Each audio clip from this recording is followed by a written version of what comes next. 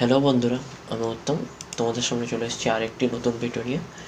তো আজকে আমি ক্লাস কন্টিনিউ করব না, কারণ আজকে ক্লাসের ভিডিও নয়, আজকে একটা গুরুত্বপূর্ণ ভিডিও নিয়ে আমি আলোচনা করব এবং আমি কাজটা করে দেখাবো। তো গুরুত্বপূর্ণ ভিডিওটা কি সেটা আগে জেনে রাখো।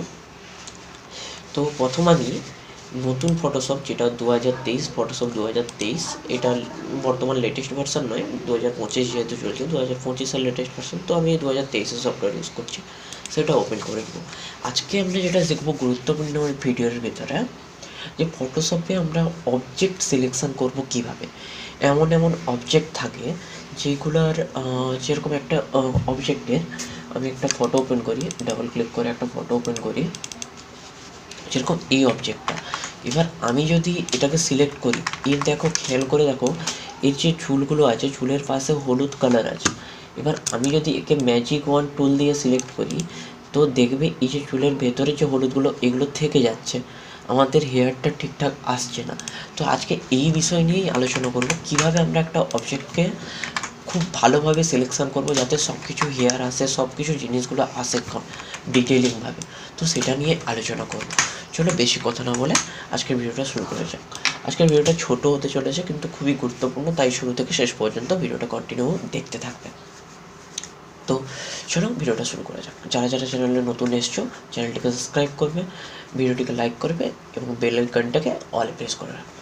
চলো, প্রথমে তোমরা এখান থেকে এই যে লেসো টুল আছে, এই লেসো টুলটা নিয়ে নিবে, দিয়ে কী করবে, ক্লিক করে রেখে তোমরা এইভাবে ড্র করে নেবে, এইভাবে ইমেজের চারিদিকে ড্র করে নেবে, তোমাদের মতন করে ড্র করবে। তারপর ঠিক উপরে অপশানটা দেখতে পাবে সিলেক্ট অ্যান্ড মাস্ক, এই জায়গাটায় ক্লিক করবে। একটু ক্লিক করার পর অটোমেটিক সিলেক্ট হয়ে যাবে। তারপরে কী করবে, সাবজেক্ট সিলেক্ট, এই যে সিলেক্ট সাবজেক্ট এটা লেখা আছে, এটা সিলেক্ট করবে, দিয়ে এখানে ওকেতে প্রেস করবে। তো একটু ওয়েট করবে, ফটোশপ অটোমেটিক সাবজেক্টটাকে সিলেকশান নিয়ে নেবে। তো দেখো এখনও কিন্তু ওই হেয়ারগুলোর মাঝখানে হলুদ আছে।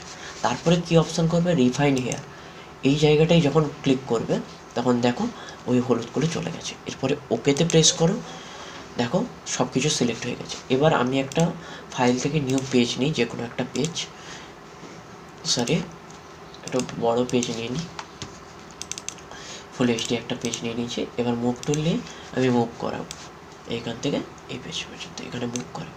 এবার দেখো এইখানে ভালো করে ফলো করো কতটা সুন্দরভাবে এটা রিফাইন করেছে। এইভাবে একটা ব্যাকগ্রাউন্ড আমরা সিলেক্ট করতে পারবো, একটা অবজেক্টের খুব ভালোভাবে রিফাইন করতে পারবো। বোঝা গেছে? আশা করি তোমাদের এই জিনিসটা বোঝা গেছে, যাতে অবজেক্ট সিলেকশানে তোমাদের কোনো প্রবলেম না হয়। এইভাবে কিন্তু অবজেক্ট সিলেকশান করলে তোমরা হেয়ার সমেত ছোটো ছোটো ডিটেলিংগুলো তোমরা পাবে। তো আজকের ভিডিওটা এই পর্যন্ত। তো ভিডিওটা আমি এখানেই শেষ করছি। তো যারা যারা চ্যানেল নতুন এসছো, ভিডিওটিকে লাইক করবে, চ্যানেলটিকে সাবস্ক্রাইব করবে।